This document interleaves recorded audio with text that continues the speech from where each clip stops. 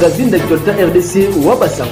Tutumbili bino bolandi. Ya solo tango moselengoni tango bolandaka magazine d'actualité RDC Wabasango na Kisangani Boma Singa Mwambe na Équateur Mambenga Pilipili Bende na ngambo ya Congo Central na Brazzaville pe na Kinshasa surtout ba fidèle à baruti tabernacle na tombeli bino bolandi bolango. Votre vidéo pense au balandi magazine d'actualité RDC Wabasango.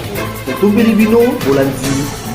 Tokofungola magazine d'actualité RDC Wabasango na ministère ya tourisme. Mwana mboka Yves Bunkulu oyo azali ministre ya tourisme ayambaki représentant ya Banque mondiale esika wapi basololaki na mambi matali tourisme na kati ya République démocratique du Congo. Tolanda commentaire avec Trésor Kanumbi.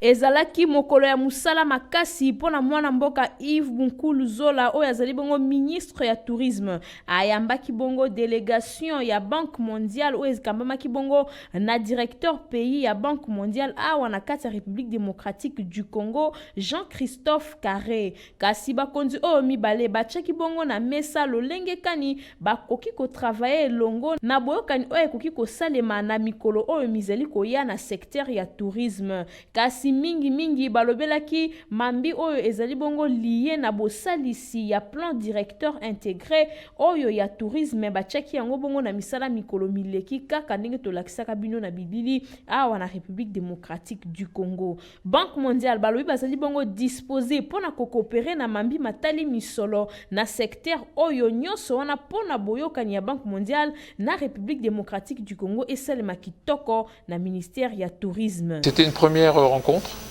Je n'avais jamais rencontré le ministre du Tourisme, mais comme le ministre et son ministère sont en train de finaliser un plan directeur pour le secteur du tourisme, il voulait échanger avec moi. C'est vrai que dans un certain nombre de pays africains, on a participé à l'élaboration de stratégies. On a accompagné le développement du secteur. Ça peut être un secteur important pour la croissance d'un pays. C'est un secteur qui, par exemple, fournit beaucoup d'emplois. Donc c'est intensif en emploi, c'est très intéressant. C'est un secteur qui fait intervenir les petites et les moyennes entreprises.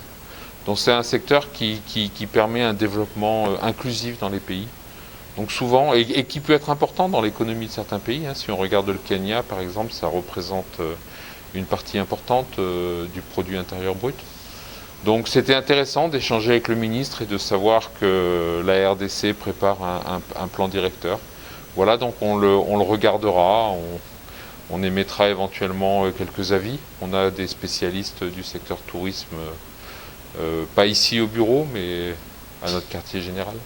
Bosimba ete échange oyo ezalaki bongo occasion pour na ministre Yves Bunkulu Zola a présenté na bapaya na ye urgence oyo ezali bongo na kati ya secteur ya tourisme nyonso wana mingi na bochei ya plan directeur national intégré oyo ezali kosenga bongo maboko simbisi pona bokendi liboso ya mboka na biso République démocratique du Congo. Patron ya tourisme na RDC a invité Kibongo Banque mondiale et accompagné na cadre ya formation ya population riveraine mingi na mambi matali protection ya mupepe tope protection ya mambi matali tourisme awa na kati ya RDC. Tokotikala kaka na ministère ya tourisme esika wapi ministre Yves Bunkulu Zola ayambaki lisusu bandeko ya structure Vitel oyo basola kina bango toujours na mambi matali tourisme lolenge ni activité ekozonga na kati ya RDC. Ministre ya tourisme mwana mboka Yves Bunkulu Zola ayambaki bongo na cabinet na ye ya musala le 30 juillet oyo uti koleka délégation munene ya Institut Vatel oyo ekambamaki bongo na directeur général nango Rocha Soumadra. Boye baete bato oyo mibale basolola ki bongo na mambi matali prise en charge pe boyokoli ya misala oyo ezali bongo kosangisa misala nyonso ya tourisme. Vatel eza deja na boyebi misala ya koleka 40 ans déjà na secteur oyo ya tourisme na yango nde bayaki pona ko accompagner République démocratique du Congo na mambi matali misala oyo. Kasi ministre ya tourisme mwana mboka Yves Bunkulu andimisaki bapaya na ye ete azali bongo disponible ya kosola na bango pe ko collaborer nyonso wana pona aboutissement ya processus oyo eleka na kitoko. Na yango nde événement munene oyo ezali koya bongo awa na 2022 ekozalaka na mambi matali tourisme yango nde ekosala ete ba former ba personnel oyo po baye balolenge kani ya kokamba misala kitoko. Alors Vatel, c'est une école d'enseignement supérieur du management de l'hôtellerie internationale tourisme. Donc Vatel, ce qu'il va faire, c'est qu'il va former des jeunes pour devenir des cadres dans l'hôtellerie internationale. Donc il y a aussi la possibilité de travailler dans le secteur touristique du pays et de la région.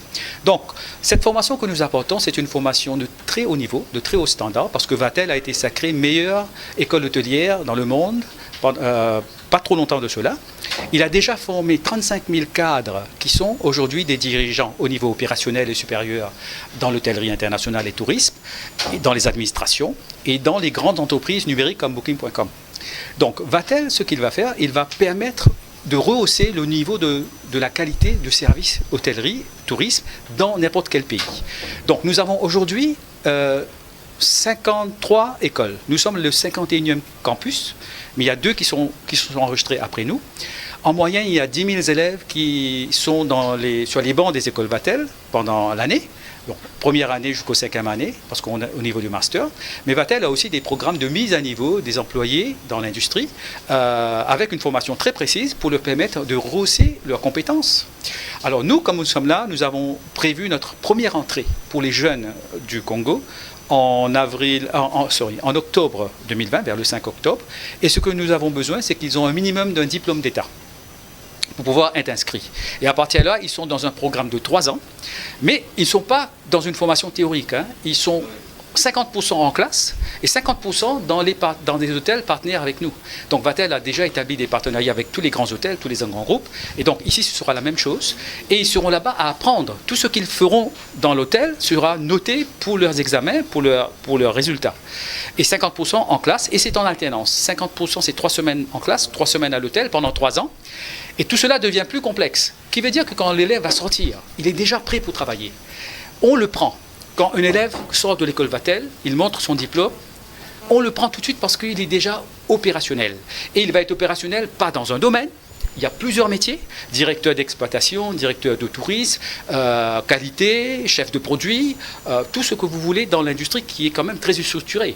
Qui veut dire que cette personne, quand il va sortir, il a un champ très vaste d'opportunités d'emploi.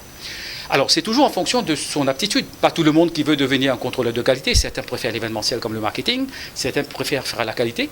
Mais il se retrouvera dans l'industrie. Et c'est ça qui est intéressant avec ce diplôme de 3 ans. C'est une licence LMD. Et après, il a la possibilité d'aller faire un master, un MBA. Mais aussi, nous avons maintenant les mises à un niveau inférieur. Mais nous allons venir aussi avec des formations pour tous les gens qui travaillent déjà.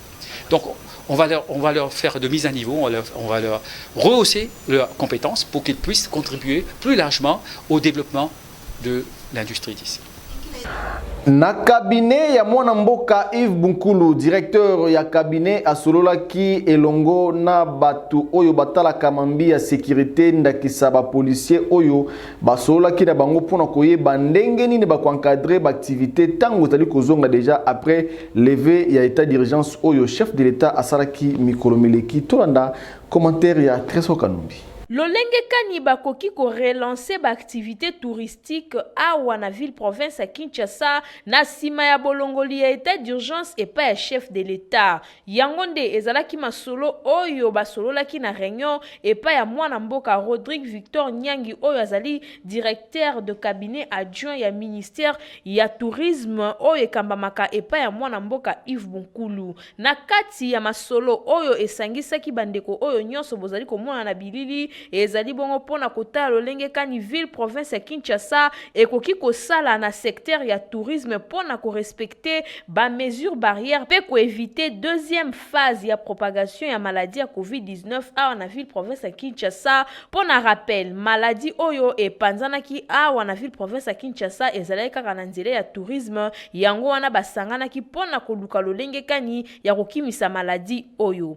Kasi masolo nyonso oyo esalemaki bongo na présence ya molakisi elongi ya Général Kasongo pe na présence ya colonel Miguel Mbagaya oyo azali bongo na commissariat ya la police ya ville province ya Kinshasa. Esukaki wana te bazalaki pe lisusu na commanda ya commissariat ya commune ya Gombe mwana mboka major Roger Ntambwe. Tomonaki pe lisusu présence ya molakisi elongi ya ministre provincial ya tourisme ya ville province ya Kinshasa pe ba conseiller baike ya ministère oyo. Pe ba conseiller baike ya ministère oyo. Pona la police ordre o epesamaki déjà pona kotala lolenge kani ya kotia ordre na mambi matali tourisme pe na mambi matali botosi ya ba geste barrière bango balobaki ete basi batie mibeko tikali kaka batie yango na misala. Esuka ki wana te balobi pe lisusu mambi nyonso oyo gouverneur ya ville province ya Kinshasa Gentini Ngobila alobaki bango bakotia yango na misala malgré levé ya état d'urgence. Pe lisusu il faut ko signaler bino que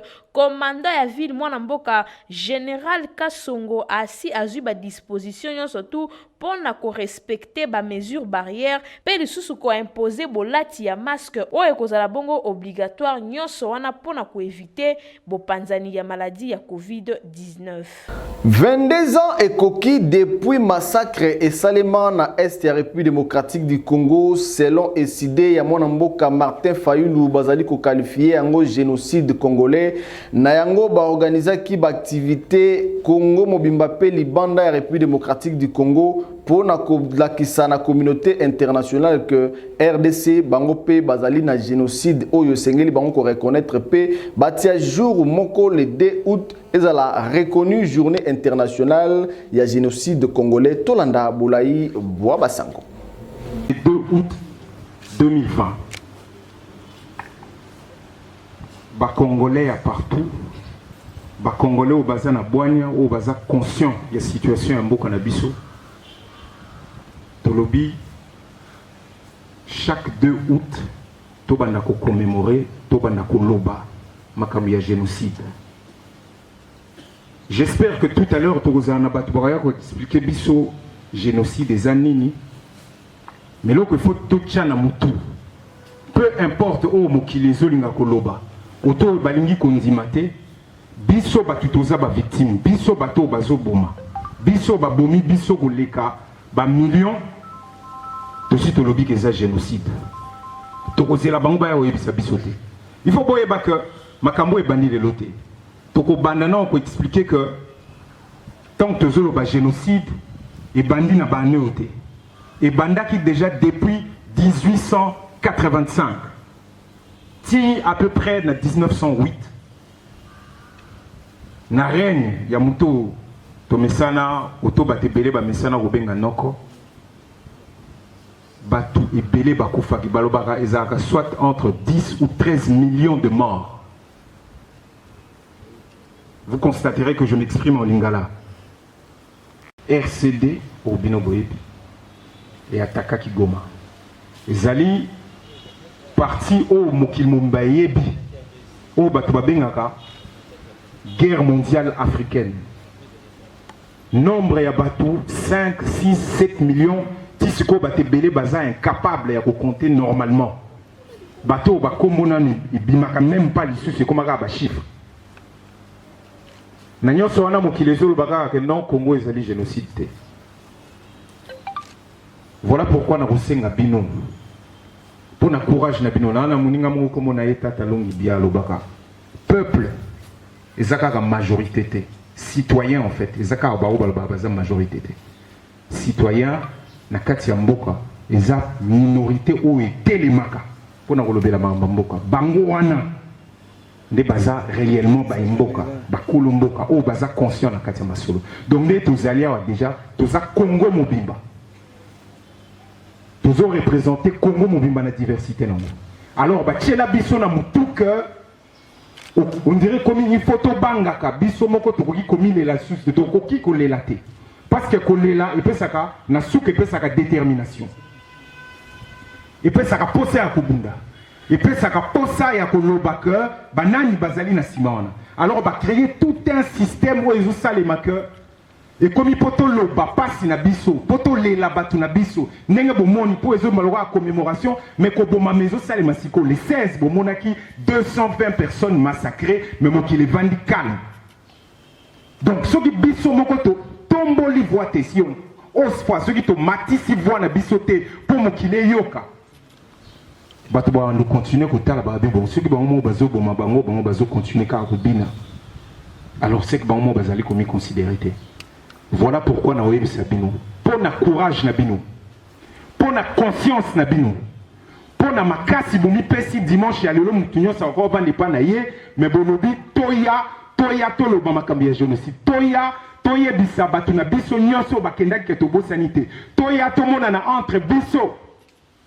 Pour to mi pesa makasi, pour to continuer.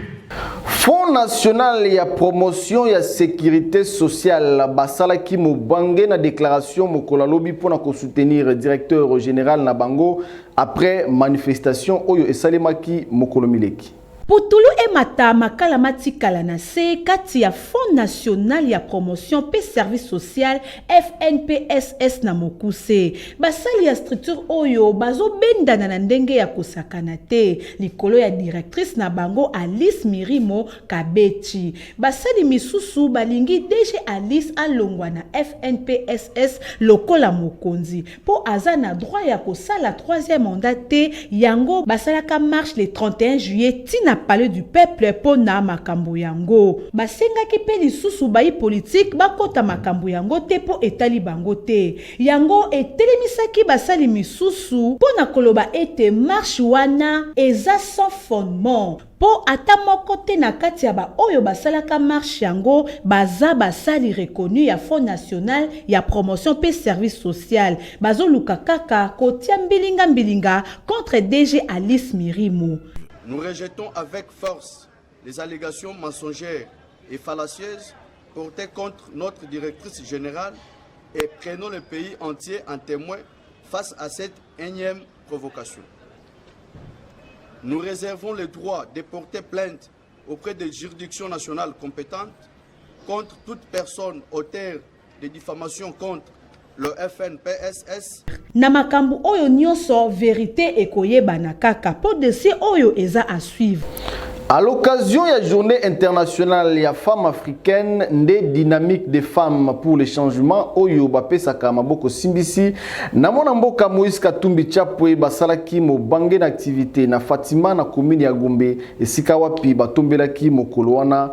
Et la Mwanamboka Gloria Mangonda azalaki wana na compte magazine d'actualité RDC Basango ba image ya Branham. Na cadre ya journée internationale ya femmes africaines, oyo esalamaka chaque le 31 juillet na Afrique, yango dynamique de femmes pour le changement DFC na Mokuse, oyo soutenaka avec force Mwanamboka Moïse Katumbi Chapwe, basalaki mama na activité na occasion ya journée yango na thème oyo botama lisusu na Putulu. Esalama ki na Gombe na sali ya Fatima tem na bango ebimisaki makanisi ebelenda kisa RDC esengeli ebotama lisusu na ba valeur ya sika ezanga miyibi na bato ya lokuta pe ba oyo bazanga moralité po Congo ezonga sika kati na bomoko ba maman ya DFC bazwaki mobange na surprise ya vidéoconférence ya Moïse Katumbi oyo apesaki bango message ya encouragement po na misala na bango pe apesaki ba maman ya DFC Maputa na bakashne pona kolonga coronavirus. Ba mama ya Congo mobimba bakoki ko retenir que biso ba mama ya ensemble pour la République ya président Moïse Katumbi Chapwe to sangani lelo autour ya thème oyo botama lisusu na Putulu poto boy liwa oyo ba imposer biso ba basi na biso na est bazo violer bango mikolo nyonso par ba prédateurs oyo ya ba paya bazoya kosala exploitation illégale ba ressources na biso mais toza pe na ba prédateurs na kati ya mboka na biso oyo bazali kosala koyiba bambongo elingaki servir na développement ya mboka na biso toboyi kokufa wana tolobi lelo totelemi d'abord par la réflexion tolobi tokosala ndenge nini po tokufa libela te il faut totelema po continuer bitumba toza mboka moko esengeli tozala source ya bénédiction pour na bamboka mosusu tozala canal ya bénédiction pour na mabota na biso mais lokola ba événement ezosala lokola ke eboma biso tokufa biso toboyi kokufa yango na tolobi ata likolo ya putulu wana tozokufa te tobotami lisusu po tobota pe Congo ya sika Congo ya ba valeur toboyi Congo ya soni ya ba scandale toboyi Congo ya division toboyi Congo ya ba pillage toboyi Congo ya immoralité tolobi Congo na biso ekozala Congo ya liberté Congo ya justice Congo ya solidarité mbongo ezokota na Congo et servir na ba congolais nyonso au lieu que kamwa groupe ya batu moke bazwaka bambongo wana ekoma ya bango basomba bandako na poto batonga ba immeuble awa to boyi likambo wana yango wana to telemi lelo eloko liboso eza ko telema soki moto alingi abotama lisusu il faut abima na mabele po balingaki bakunda biso to boyi to telemi yango wana to kobanda campagne ya sensibilisation na niveau ya ba cellule na biso nyonso poto ebisa ba mama toza avec plus de 150 mamas mais ba mama wana moto na place na ya telema atelema lobaka to boyi liwa to lingi to travailler pour na Congo na biso po to lingi to mona un Congo prospère un Congo uni un Congo fort un Congo yo division ezate toza bana mama moko ya papa moko mboka na biso Congo tolinga Congo tolingi to tikala liboke moko plutôt pour na mboka na biso Ba maman ya dynamique de femmes pour le changement, bazala qui assisté et pas ba autorité ya parti ensemble pour le changement ya Moïse Katumbi Chapwe ndakisa mwana mboka Christophe Lutundula pe misusu na suka ya activité ba maman ya DFC balobaki que baza déterminé pona komema Congo esika esengeli ezali pasi pe mawa ba vendeur pe ba vendeuse ya grand marché bazali kolela retour na bango ezali kosala pasi pe mawa pona kokota zambi bazoteka biloko na bango na yango mokolo ya lobi mwana mboka Gilbert Kankonde oyo azali vice premier ministre ya intérieur apesaki bango mitindo ke bazonga koteka malamu na zando après réunion oyo basalaki na bango na cabinet na ye oyo ezomi na commune ya Lingwala tumolanda ezalaki kita lobby na zando ya monene ya Kinshasa entre ba vendeur na la police oyo ekambamaka na Major Yves Chilombo ya zando ba policier ba boyaki ba vendeur ba kota na zando pona koteka selon bango bazwaki mitindo te pona kotika bango bateka yango ba vendeur bakendaki inde ti epa ya vice premier ministre ya intérieur Gilbert Kakonde pona kotalisa ye likambo yango ministre yambaki bango pe apesaki bango mitindo ya kozongela koteka po mokonzi ya mboka Félix Tshisekedi alevaka déjà état d'urgence po na ba activité nyonso ezonga na yango Major Yves Chilombo apesaki bango lisusu nzela ya kozongela koteka maloba tozonga nango yangoyo bateki bozana kati ya zando na baboza kolanda biso na etenda ike todi kokuta na vice premier ministre de l'intérieur sécurité affaires coutumières toyebise incident oyo esamaki na niveau ya zando lelo na lolenge major commandant siat ya la police ya marché santa aboyaki bateki bakota na kati ya zando pamba te alobaki azwaki mitindo moko te alors kokuta na mona mboka le vice premier ministre ayebisi biso ke ntango balevaki mesure ya état d'urgence bafungolaki activité commerciale nyonso bafungaki ba magasin nyonso c'est-à-dire les marchés centrales ko les activités commerciales donc yango pe sengele sanini efungwama nde yango tango lokola major asaki comportement moko irresponsable tango tozwa na nzela les mêmes major abengi bizabina bozonga na mitindo bateki bozonga na zandu wonda koteka donc ndenge toswa na bino awa bateki na zando bazongeli koteka topesi merci na tata mokonzi ya ekolo topesi merci na vice premier ministre ainsi que gouvernement momba kolongwa tozolongwa awa tozozonga na zando pour qu'on sensibiliser les commerçants, pour protéger le patrimoine na biso, pour assainir yango. En attendant, bâtir la biso comité de gestion ya sika. Parce que le comité de gestion ya Kalao et Zaliwana, bazo to samibeko ya mboka te. Koyeba eza que ba activité nyoso ya zando eza ya kozonga déjà ba vendeur ba lobby kaka ba kotosa ba geste barrière pour na komi batela contre coronavirus ba sengi pe assistance ya ba autorité na kotela bango ba mai pe ba savon ya kosokola maboko balingi pe lisusu administration ya zando elongwa batia batu ya sika. Ya solo esila kate esili magazine d'actualité RDC Basango esala kinga obensa na motima na binu noso buselingo na kibaike pona kolanda biso na Kinshasa na Brazzaville na Matadi Kibala botika la malamu na mabuto na bino tika topesa merci na double bransard honorable Léon Nemalemba pe le DG GG Nemalemba na confiance oyo bazali kopesa na magazine d'actualité RDC Basango betu ku Kinshasa bampangi wa Basango kaka oko zisweme.